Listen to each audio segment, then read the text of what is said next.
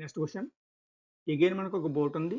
ఇది అప్ స్ట్రీమ్లో సమ్ డిస్టెన్స్ని 8 hours 48 minutesలో ట్రావెల్ చేసింది. ఓకే, సేమ్ డిస్టెన్స్ని డౌన్ స్ట్రీమ్లో 4 hours ట్రావెల్ చేస్తే మనల్ని బోట్ స్పీడ్కి అలాగే స్ట్రీమ్ స్పీడ్కి రేషియో ఎంతో ఫైండ్ అవుట్ చేయమని అడుగుతున్నారు. ఓకే, అంటే M/S ఎంతో ఫైండ్ అవుట్ చేయాలి.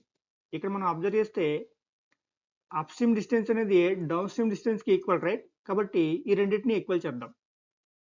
డౌన్ స్ట్రీమ్లో M+S స్పీడ్తో 4 hours ట్రావెల్ చేసింది.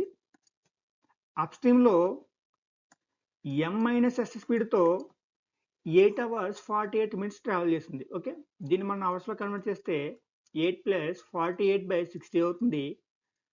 12 4 times, 12 5 times. ఇది మనకి 44/5 hours వస్తుంది. Okay, so up stream time అనేది 44/5 hours. ఓకే, దీన్ని మనం సాల్వ్ చేస్తే మనకు కావాల్సిన రేషియో అనేది వస్తుంది.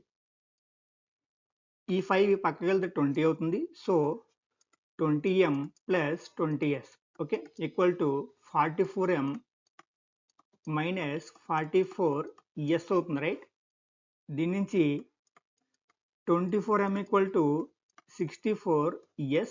సో M/S అంటే 64:24 వస్తుంది. Okay, 8 3 times, 8 8 times. Okay, so మనకు కావాల్సిన రేషియో అనేది 8:3. ఆప్షన్ బి అనేది ఫైనల్ ఆన్సర్ అవుతుంది. Next question. స్టిల్ వాటర్లో మ్యాన్ స్పీడ్ అనేది మనకి 6 km/h ఇచ్చారు.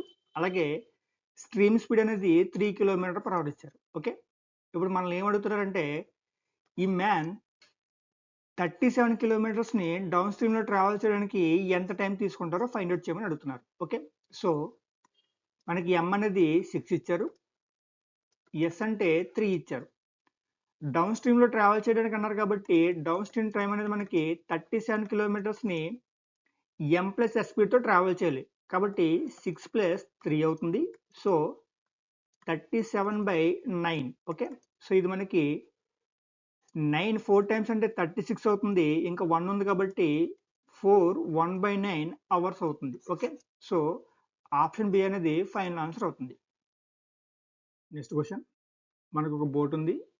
డౌన్ స్ట్రీమ్లో D డిస్టెన్స్ ట్రావెల్ చేయడానికి 12 hours టైం తీసుకుంది. అలాగే సేమ్ D డిస్టెన్స్ని అప్ స్ట్రీమ్లో ట్రావెల్ చేయడానికి 24 hours టైం తీసుకుంది. ఓకే, మనల్ని ఏమడిగారంటే సేమ్ బోటు స్టిల్ వాటర్లో సేమ్ D డిస్టెన్స్ని ట్రావెల్ చేయడానికి ఎంత టైం పడుతుందో ఫైండ్ అవుట్ చేయమని అడుగుతున్నారు. ఓకే, సో ఇప్పుడు మనం ఏం చేద్దామంటే స్టిల్ వాటర్లో బోట్ స్పీడ్ అనేది ఫైండ్ అవుట్ చేద్దాం. బోట్ స్పీడ్ అనేది స్టిల్ వాటర్లో మనకి ఎలాగొస్తుంది?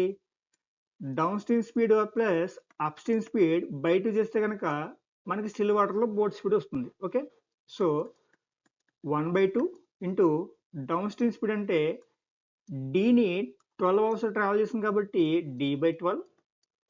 Up stream distance same D డిస్టెన్స్ని 24 hours ట్రావెల్ చేసింది. Okay, so D/24. 1/2 ఇంటూ ఇక్కడ LCM అనేది 24 అవుతుంది. So 2D + D. ఓకే, ఇది మనకి 1/2